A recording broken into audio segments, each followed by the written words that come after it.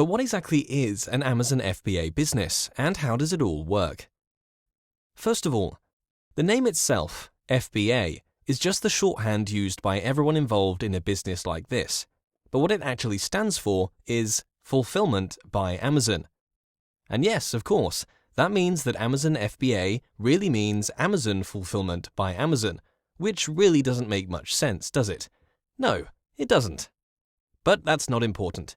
It's just the easiest shorthand to refer to the business model. But here's what it really means. We will be selling on the Amazon Marketplace and using Fulfillment by Amazon, or FBA, for the whole fulfillment process. This means that you won't have to ship goods to customers or print shipping labels. Amazon will take care of all that for you. All you have to do is find good products, source them from suppliers, send stock to Amazon's warehouse, and start selling. This is a fundamentally different concept to what many of you have been doing on, say, eBay, Etsy, or other marketplaces. And the FBA part is actually what makes this whole Amazon game so attractive, especially if you have a full-time job. You won't have to worry about getting up early in the mornings to pack orders or to use your lunch breaks for trips to the post office. None of that. Amazon will completely handle order processing, packing, and shipping for you. This service isn't free, obviously, but FBA fees are actually very reasonable when you take into account the service they provide, plus all the benefits it brings. When people are just starting out and can fulfill orders themselves, then yes, it may seem like a bad idea to pay someone else for this task when you could do it on your own. But as your business grows, you'll quickly realize that FBA pricing is actually very good and can potentially save you money on warehouse space and employees, never mind all the hassle that comes with logistics. With the Amazon FBA business model, you don't have to worry about it at all.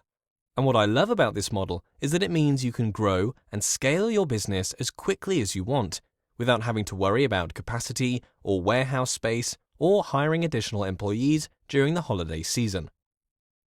You should know that using FBA is not mandatory.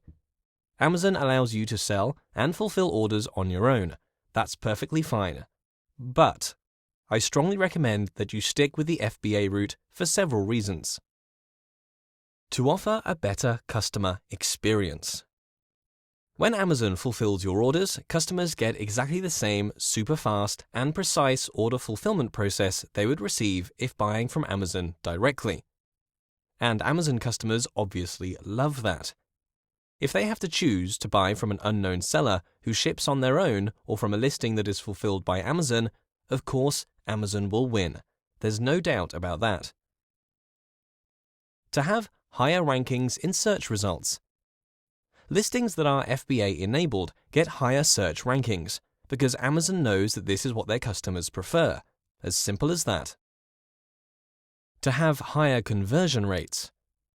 As I explained, if everything else about the product is exactly the same and the only differentiator is seller fulfilled or Amazon fulfilled, in the vast majority of cases, people will buy from the FBA listing, so it directly affects your conversion rates.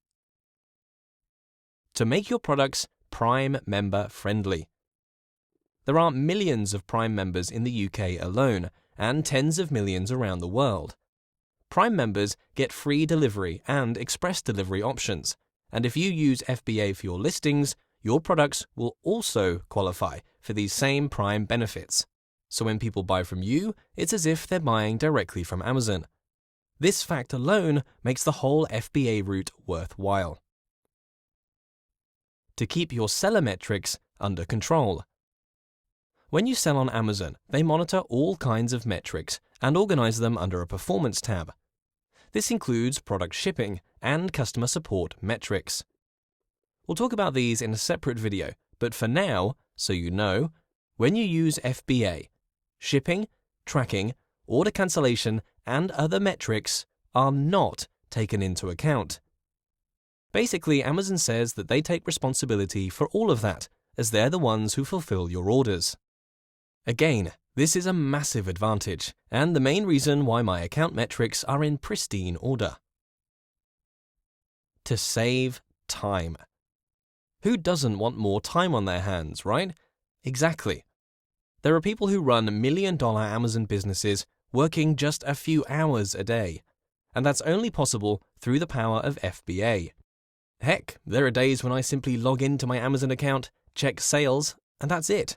I leave it until the next day.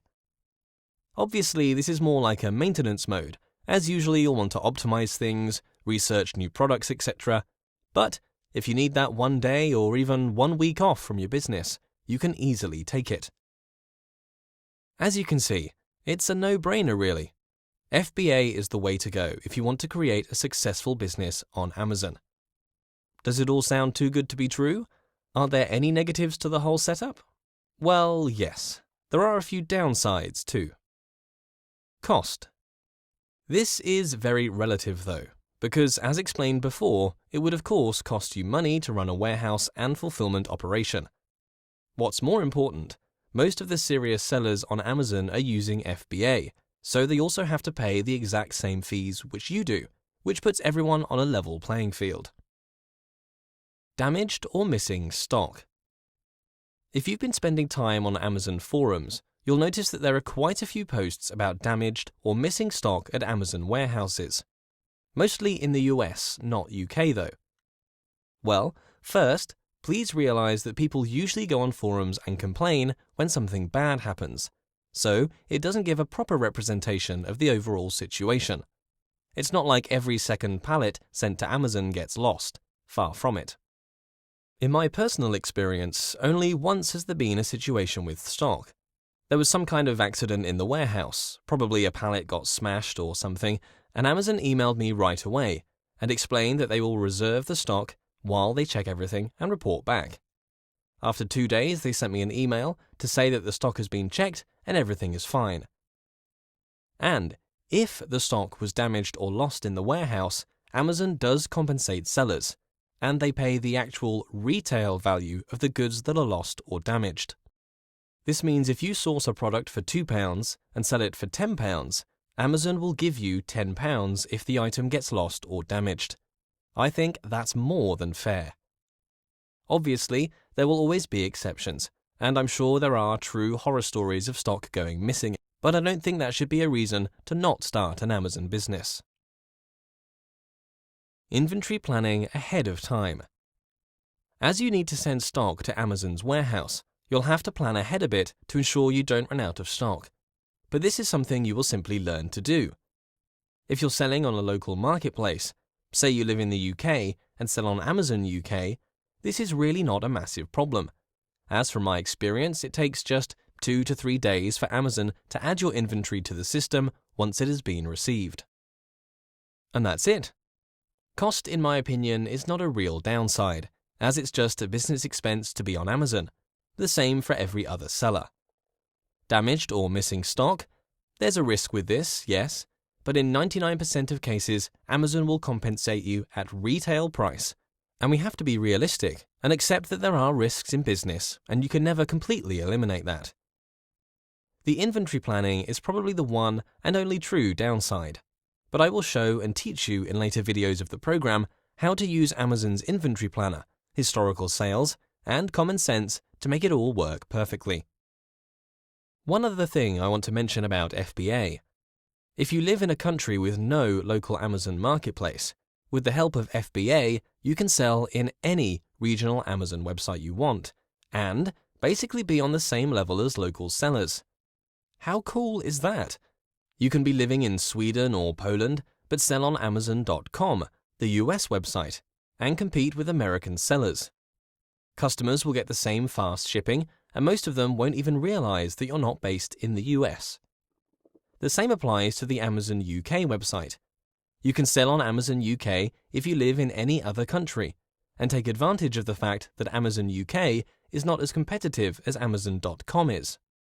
And of course, the same can be said about Amazon.de and all other regional sites. There are no limits from your location and your selling location. We'll talk in much more detail about exactly how FBA works, how you prepare packages and pallets to send to Amazon, how to avoid long storage fees, how to use Amazon FBA for orders outside Amazon, and many more topics in upcoming video lessons. For now, I just wanted to make sure you fully understand how Amazon FBA works and why it is the best way to build your Amazon business. I'll see you in the next video lesson.